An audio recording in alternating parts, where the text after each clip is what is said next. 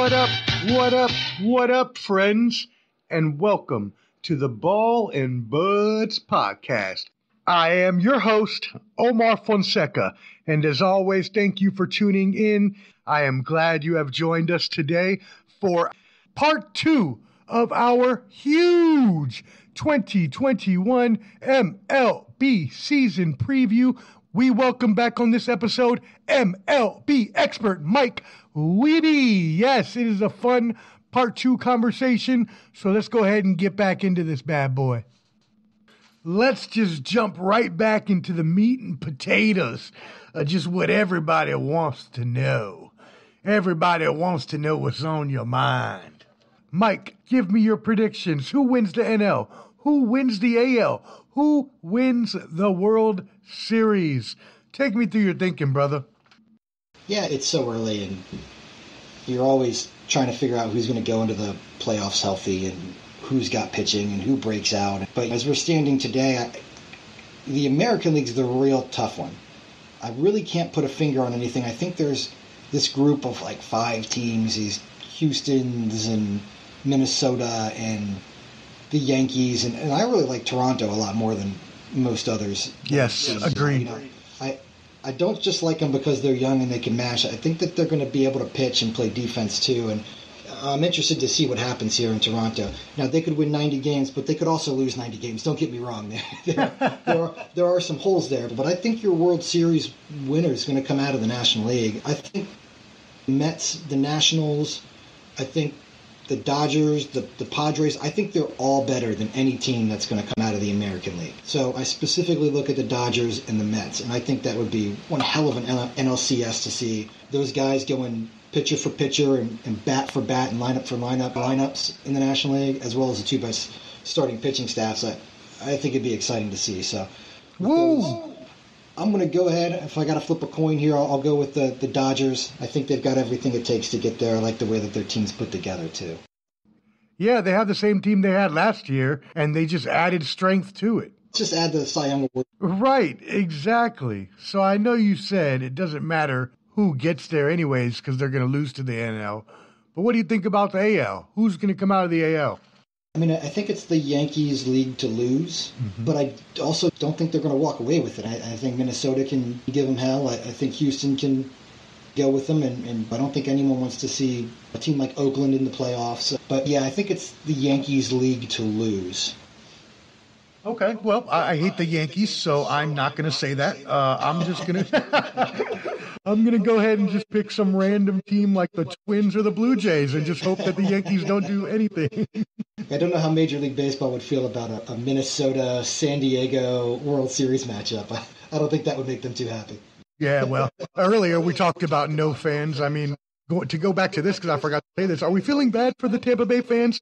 Because they don't really go to the games anyways. Yeah, they're not there. But have you seen their stadium? If that was the stadium you had to go to, I don't know that I'd want to trek out to the island to go to that place either. I agree with you. Derek took us one time, me and Dion, and yeah, it was a fun experience with my boys, but it was not the greatest stadium. So then give me some of your predictions for some of the hardware, like MVP-wise, AL, NL. For the National League, I love the idea of seeing what Francisco Lindor can do in that league, and most of these pitchers not having their run through with him. I think he's going to get off to a blistering start. So I like Lindor shoring up that shortstop position. He's playing the most important position on the diamond. He's sitting in the middle of this lineup. He's going to have protection in front of him, protection behind him. I think he's going to be able to just put up monster numbers there. And I think he'd hit just in front of Alonso and probably right after McNeil. So I really like his chances in the National League. If I had to pick one, I think it'd be him or Acuna. As far as the American League goes, it's a tough call there just because all the guys I want to pick, you just don't know who's going to stay healthy. You got guys like Aaron Judge and Giancarlo Stanton, and can these guys stay healthy enough to play enough games to win it? Right. The hardware. You just don't know. But yeah, those guys, and of course you can't have a MVP conversation if the Angels are even close to 500 and not put Mike Trout in that group. All right, so I won't be a homer. I'm not going to pick Lindor. I'm not going to do what you think I'm going to do. I'm not going to pick the polar bear, Alonso. I'm not even going to pick DeGrom for MVP. Now, for Cy Young, he is my pick. I can't even not be a homer because I just think he's the best pitcher in the NL. But I do think the rest of them will be there. Same candidates as last year. Bauer, Darvish, as you mentioned, Walker Buehler. And, of course, we can't forget Max Scherzer, even though he had his highest ERA at 3.74 last year. Been on this dominant run. I think he'll be back in good form as well. In the AL, I am going with Lucas Giolito. You also got around there Garrett Cole, Shane Bieber. And actually, I'm picking the White Sox, honestly, or Yankees to come out of the AL. I think they'll go to the ALCS and face each other, along with the Mets and Dodgers in the NLCS. For my NL MVP, I'm going with Juan Soto, my friend. Mookie Betts will be hanging around there, along with the Mets trio. And I think Nolan Arenado is going to have a huge season. I think he's going to use the trade as fuel and playing in a good baseball town like St. Louis. I think he's going to be up there as well. My AL MVP, give that to Aaron Judge. Just like the kind of positions these voters take, like the third, fourth-year players that have got a little bit of a track record and then kind of blow up. So that's what I'm looking at here. You also got your Mike Trout and Jose Abreu. That is what I'm looking at, my friend. What are your AL and NL Cy Young picks? It's a tough call. Every year's brand new when you walk into it, and it's always a coin flip. You're going to have your favorites. DeGrom, of course, is probably going to be on the top of that list, just seeing what he can do. And I really like Walker Buehler. I would really look for him to make a big jump this year, to really take that next step. Every time I see him, all I see is electric stuff that just equates. He's so young, and he's still getting better every year. I think Walker Buehler is really going to be something special. Just fill that Kershaw spot right when he, 1 out, 1 in. I really think that's going to be special. I think he's going to have a great year if he can stay healthy. So I would take him in the National League. As far as the American League goes, this is so strange because there's just not the depth of talent in the league that there is in the National League. There are probably 8 pitchers in the National League that I would say could be Cy Young candidates in the American League. Right. One guy I would not count out would be Hyun-Jin Ryu for Toronto. If that team wins, he's really underrated. He flies under everyone's radar, and all he does is go out there and stack up innings and get outs. It's not flashy, it's not fancy, but he gets outs and keeps people off base. And it was pretty incredible what he was able to do last year in the American League East, coming from the National League, which is always difficult. You go from 1/9 of your lineup is a pitcher to 1/9 of your lineup is a designated hitter whose only job is to be a professional hitter. And he walked over like it was nothing. Right. I think him having that year of experience in the American League and having himself been through all of these batters one time is really going to make a difference, and I think he's going to have a special year. And if he does, then my pick of the Blue Jays will be right. If your pick of the Dodgers is correct, then Walker Buehler will have had an amazing season. And so that would have you as saying the Dodgers over the Yankees in the World Series. Anything else you think is interesting about the season or you want to note? Yeah. There were 2 real big things that happened this offseason. 2 things that I think kind of flew under the radar. And that Nolan Arenado trade really kind of slid in. Everyone was still excited about Lindor, but, the Cardinals got Arenado for next to nothing. For pennies. For pennies on the dollar. They got to pay some of the salary, but it really changes the dynamic of that entire team, just plugging him in that lineup. They could be a real sleeper team in the Central. They can still pitch, which they always can do, and they've got bats now that can rival the Cubs and the Brewers that are in the same division as them, and they're not going to be pushovers this year. Not that they ever are, but I think that pickup has been grossly underrated this offseason. But to me, I think the most important thing that happened in the entire league in the offseason was something your Mets team did, and it has nothing to do with Francisco Lindor. Huh? I think the Mets being able to get this ownership out of the Wilpons hands and into Cohen's hands It's going to change the whole dynamic of the league because that's a man that is not afraid to spend a dime on anything. He'll spend as much as he needs to compete. I think you're really going to be looking at the Queens version of the Yankees. They're going to go out there and they're going to spend and they're going to try to win the World Series every single year. I think it changes the entire power dynamic of the National League. They don't have to go out there and try to fight and plug in minor league players, and they don't have to draft great. They'll be able to spend a lot more internationally than a lot of other teams. And I really think that's going under the radar this year. And I think it's going to be the thing that when we look at this offseason in 10 years, it's going to be the number one thing that stands out, even over the Arenado trade and Francisco Lindor and all that stuff. I think that's going to be the big one. Yeah, wow. And it's so hilarious that you picked those two stories, right? So I want to make a disclosure for all the fans of the Ball and Buds podcast. I just recorded my intro literally probably 15 minutes before me and Mike got on the horn here to record this.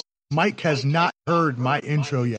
But in my intro, two of the things I really stressed was the Rockies shipping out Arenado and having to pay $51 million, and the Mets having Steve Cohen. So it is just hilarious that you read my mind, because I was going to ask you what your favorite offseason move was, and I forgot. And instead, I asked you a question, which was the only thing I could think of as an interviewer to try to keep it going. What else do you think? And then you went into exactly what I had forgotten to mention and what I had mentioned in my intro. So that is perfect. We are reading each other's minds, and, great minds of baseball think alike. That's hilarious. I'm dying so much. Like you said, Steve Cohen is really going to lift up the Mets, and they are definitely going to be competing year in, year out, just like the Yankees. I think we got a weird season coming up here. It's odd because we're coming up with the end of the bargaining agreement, and it's going to be a really weird season. I feel like we've got about, 60% of the teams that really aren't even trying to compete. And I don't think it's something that the league's seen before. Everyone's rebuilding at the same time. I understand that without fans, a lot of these teams aren't able to bring in any money. So teams like Pittsburgh and Cincinnati and Colorado, everyone's just stripping their teams dry. So you've got these maybe 10 teams that are good and really have a chance to win. And then you've got 20 teams that don't have a chance to win. And frankly, it seems like they're not even really trying. And my team is one of them, probably the biggest example of that, the Baltimore Orioles. Okay, hold on one second. Did you hack into my computer and read my research notes or something? Because no, I did not. That is exactly what I talked about in my intro as well. Oh my God, that's hilarious. I talked about how the parity in the league is just so bad because you have the teams that are spending a lot. I said in my intro that 5 teams spent the majority of the money, and there were 3 teams, including your Orioles, like you said, that only spent $4 million. 3 teams, and the Rockies didn't spend any. So 4 teams, $4 million. I don't know what the exact number is, but I think the Orioles' payroll is like $60 million or $50 million, and Chris Davis' salary is like $30 million. Wow. That bum is half of your 60-70% of the entire team's salary goes to one player. Is that bum who hasn't done anything in years? Yeah, it's tough. But with them and teams like Texas and Seattle openly going on microphones and talking about manipulating service time, and which everyone does, you're just not really supposed to talk about it. Right, you're not supposed to tell them you do it. It's not going to be a big MLB.TV year to log in and check the games that that are on tonight, because I think half the time what you're going to have are teams like, you're going to have a lot of New York-Baltimore matchups and Minnesota and Kansas City matchups, or Texas and Houston matchups, Colorado and San Diego. I mean, Colorado is such a bare team right now, and they've got to play in the same division as the Dodgers and the Padres. It's rough. And think of the Marlins; they're getting better, but I mean, if you look above them, you're looking at Atlanta, Philadelphia, Washington, and the Mets. It's going to be a long season for a lot of teams. So if you're fans of them like I am, buckle up and say some mantras or something. Try to find a way to stay positive. I couldn't have said it better myself, to be honest. This year is going to be tough for a lot of teams and I know COVID had something to do with that, but still, at the same time, these teams have, as I said in my intro, are starting to spend less and give less years, and it's just really affecting the quality of the game, because not only are people less motivated and have less morale because they're making less money, but then people are worried later into the off season if they're going to get signed at all. Some people haven't even been signed to mid-season in the past few years. It's like, what's really going on? Yep. It's going to be an interesting one. Buckle up. So before I let you go, I do want to talk about some of these changes that the MLB did. What do you think, first off, of the DH rule, and do you think it should be in the NL? Oh, absolutely. I see no reason for there to be pitchers sitting in the National League. It's incredible. Like, can you imagine if, like, in the NFL, even for something small like a kicker, like all the AFC teams, they don't get to use a place kicker. They have to use their left tackle as a field goal kicker. It doesn't make any sense. Like, why the rules of the game are different based on geographically where your team is located. I understand that there's tradition and all that, but do you want to watch Walker Buehler hit, or do you want to watch Andrew Vaughn hit? You know, I want to see the big man at bat. I don't want to see a pitcher going up there whiffing, even if it is Bartolo Colon. Well, look, your analogy was good. Okay, I give you the good analogy. Okay, the left tackle, cool. And I understand and I sympathize with you as an AL fan, right? Because you don't know the intricacies and beautifulness of having to have a strategy. Now, as I mentioned in my intro, because you hit my point again, it is mitigated by that 3-out rule for relievers now. But originally, this was never a DH game anyways, and then the reason that the NL hasn't had it is because of that strategy, right? That's one of the reasons I watch the game, is to watch that strategy of how can they work around this non-hitting pitch. Now, granted, I also really like defensive games. I love pitchers' duels. I love a 1-0 game. You know, I'm weird like that. Whatever. I also have the MLB TV subscription. So, you know, it is what it is. Yeah, but I don't see that strategy coming into play these days like it used to. You know, it's a different game, you know, and I'll say just the same way that the NBA is a different game now. It's, you know, 3-pointers and moving screens. It's the same way in baseball. It's taking pitches, strike out, or hit a home run. It's really the only thing anybody tries to do, and it throws everything off. It's just strange to see the only time you go back to regular strategy is when a pitcher comes up who hasn't swung a bat since high school. It's just very odd. It's very uncomfortable, and I think we're really just one more injury. Jacob deGrom, you know, pulls a calf muscle away from that thing just going completely away. No doubt. And it is coming permanently. I did say that. You know, people don't want to see that. People don't want to see an automatic out as much as I may want. Speaking of that, one of the things they did was add a man to second base in the extra inning. I personally don't like it, especially that early. Maybe if you waited till the 12th inning or something. But how do you feel about this new? You know, last year I thought when they did it, I was like, okay, you know, there's a limit here. I'm okay with the DH, but I think once we start just throwing guys on base, you know, we got a problem. But watching the games, it's strange that I kind of enjoyed it. It didn't bother me the way that I expected it to. You know, on the East Coast, these games are ending, and, you know, sometimes on a Tuesday, these games are ending at 11, and if we go into extra innings in any way, shape, or form, washed Mike can't stay up to watch these games, and I got to go to bed. I get up early, and I'm just not able to do it. God forbid any of the West Coast games. So I think having the ability to get these games over with quicker is good. I don't mind it at all. I think it puts more of a value on having these relief pitchers that can come in and get lefties and righties out, not just have a guy come in. I love that 3-batter rule. I'm very excited about that.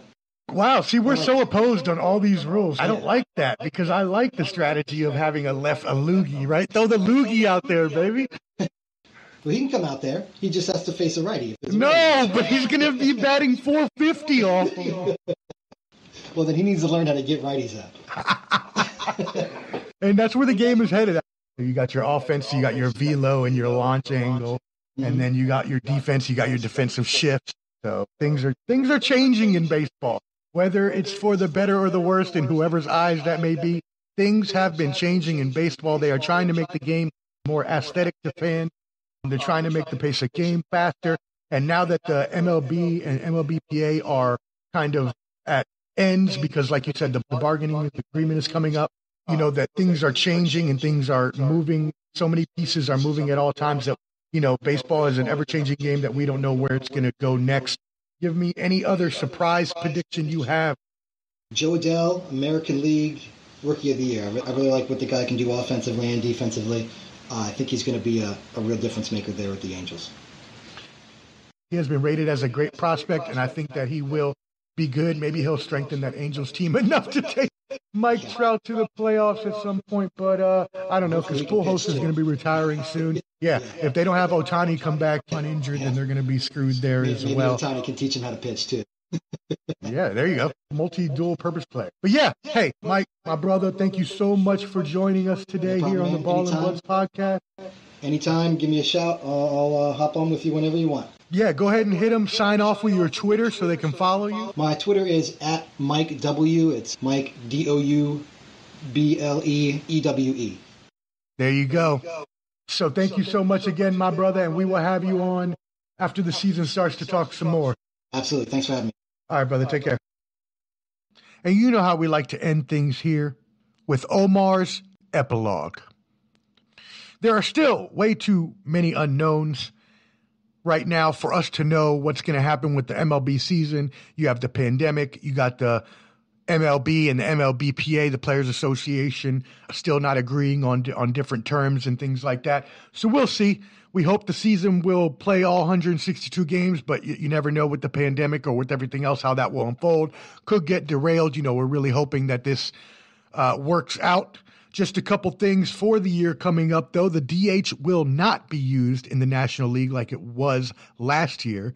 And personally, I don't want it, right? I know a lot of people were differed on this, right? People don't like the pitchers hitting because it's a waste of time because they don't bat that well. And yes, while I do agree that pitchers don't hit as well and it is usually an automatic out, I believe that the strategy that you have to put behind that, which is a little mitigated now because they have that 3-out rule for relievers, so that is mitigated a little bit, but still, when you have to strategize with your pitchers batting, it takes so much more thought and intelligence, and that's why it's so much more fun to watch the NL game because there is so much more strategy than the AL where you just throw people out there and let them play, right? So, which is not exactly true.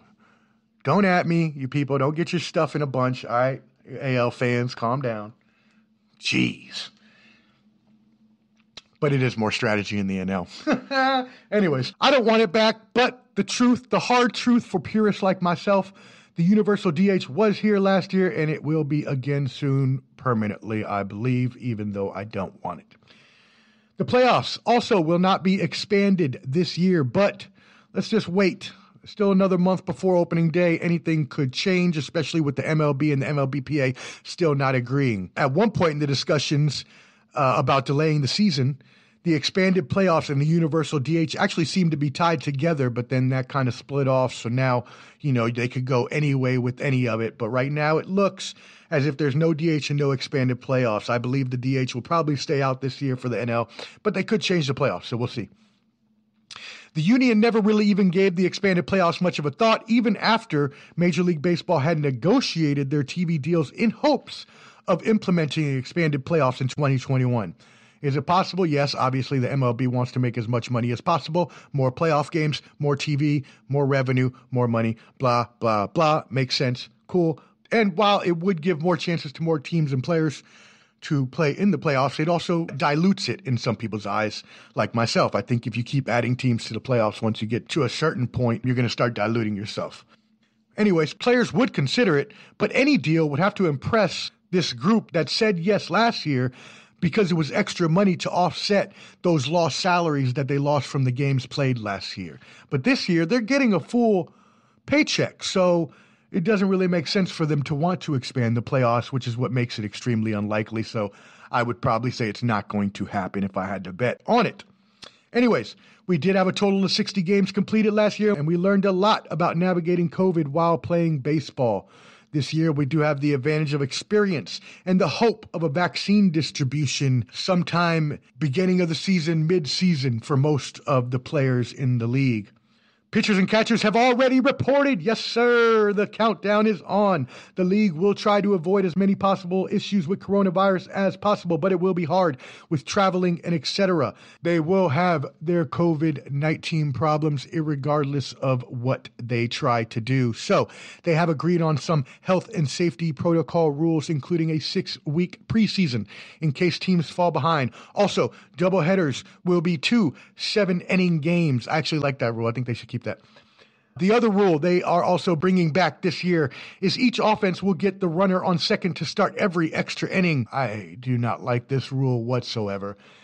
If my team is playing a very hard game and it is a tie game going into the 10th inning, we have played our butts off all game, and all of a sudden you put a man on second and a couple sacrifice flies and they score a run, and then the next inning we're not able to score because we have some bad luck and we lose the game? Nah, man. Unacceptable. Maybe if it's like the 12th inning, cool. I understand. We've played a couple innings. You gave them a couple chances. Then you could do something like that. But right in the 10th inning, that is totally unfair, totally stupid and ignorant. Please get rid of that damn rule.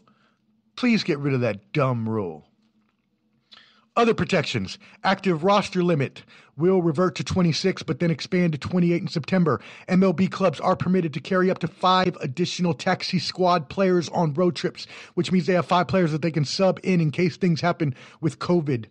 Among a variety of other rules regarding masks, body tracking devices, high-risk activities, prohibited conduct, PCR and positive tests, contact tracing, quarantine, and all MLB teams will have a compliance officer, contact tracing officer, and a face mask enforcement officer. Jeez Louise, what are we, babysitters? Are you 20 and 30-year-olds and 40-year-olds can't put on a mask without someone telling you to? Ridiculous. Grow up.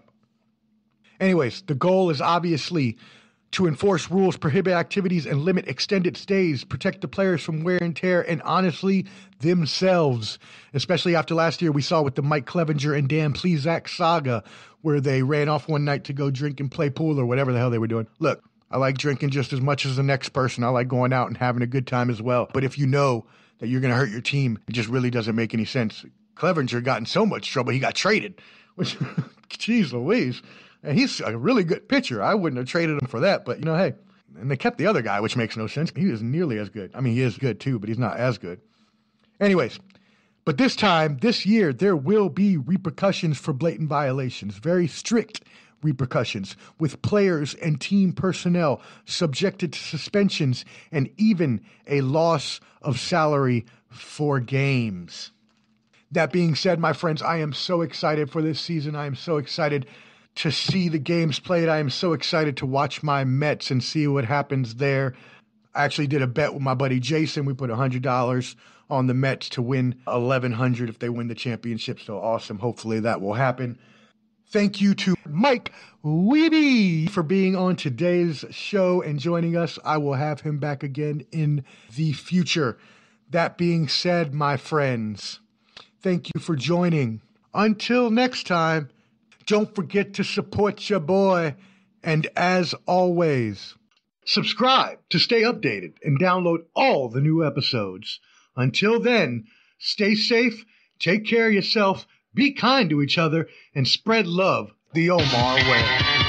Holla! 5,000.